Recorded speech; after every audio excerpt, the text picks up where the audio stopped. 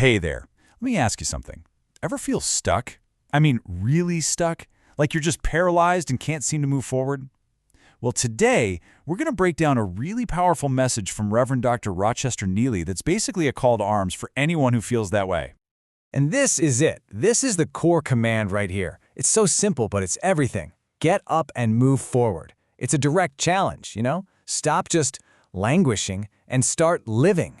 So what does that actually mean? And more importantly, how do we do it? Let's dive in. Okay, so first things first, let's really look at the problem that this message is tackling head on.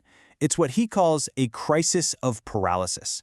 And look, I think it's a feeling a lot of us can relate to, that sense of being completely and totally stuck. And a big point here is that this feeling, it isn't just in your head. Think about it. We are just bombarded, day in and day out, with a constant stream of negative news.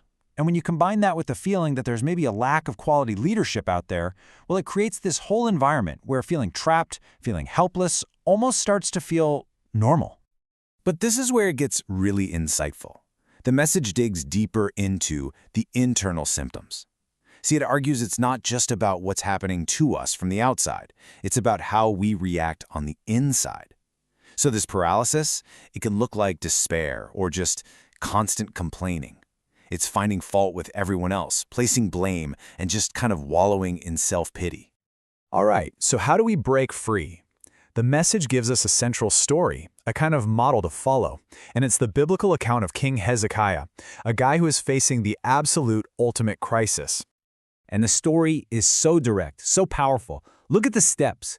First, Hezekiah gets the worst possible news. He's told he's going to die. But instead of just giving up, what does he do? He literally turns his face to the wall, away from everyone, and just prays. And the response is immediate. God hears him, sees his tears, and makes this incredible promise.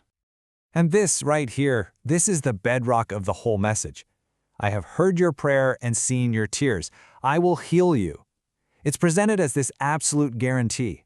Not a maybe, not a we'll see, but a definite promise of support. But, and this is the crucial turning point, that promise of healing isn't a permission slip to just sit back and wait. Nope, it comes with a command, a direct mandate to act. And this really lays out the choice perfectly, doesn't it? You've got two columns, two paths. On one side, you have that stationary state, wallowing in self-pity, laying down, giving up, complaining. But on the other side, that's forward movement. That's doing something positive, committing to a plan, building relationships. The message even brings up that classic definition of insanity, doing the same thing over and over again and expecting a different outcome. And that's exactly how it frames staying in that stationary state. If you just keep whining, keep complaining, and keep doing nothing, but you somehow expect things to get better, that's a cycle that's just never going to lead to peace or real change.